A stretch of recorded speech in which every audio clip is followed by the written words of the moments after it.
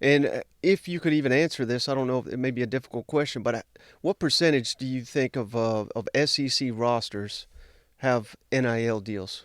Yeah, so we're trying to lead the charge on how that works, okay? And the way I would kind of sum it up is this.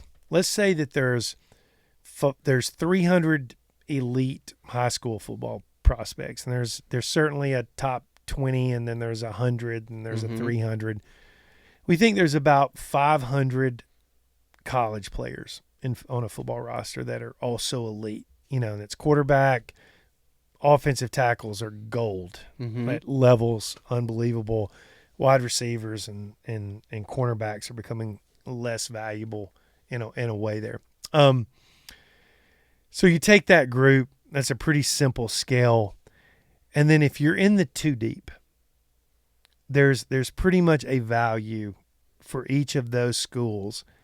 That value used to be school by school determined. But what we're seeing is for about 25 schools, the collective total is pretty similar. It's in this 5, 6.5, 7 million range.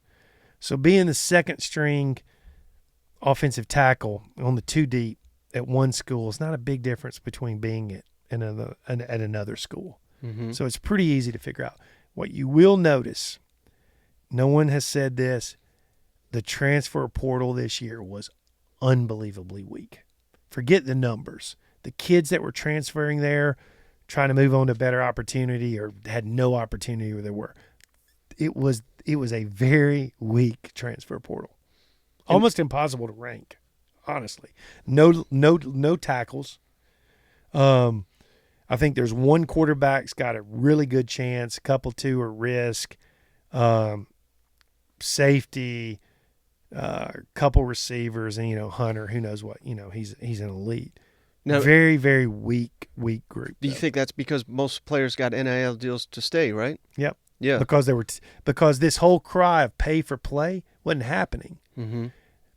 By our data, 14% of collective dollars went to incoming recruits. Only 14%. 14%. Okay.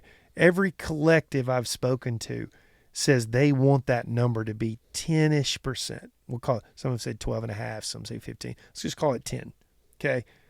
So if you take a school XYZ and it has $10 million, which isn't the case, only $1 million is going to go in.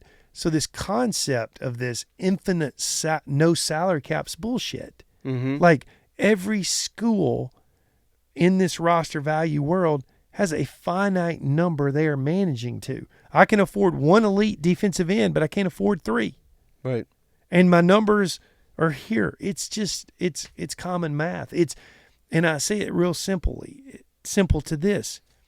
It will be an efficient marketplace, and it's happening. It may take it 2 more years, but it's happening. We don't need feds, to intervene, and we don't need the NCAA to actually do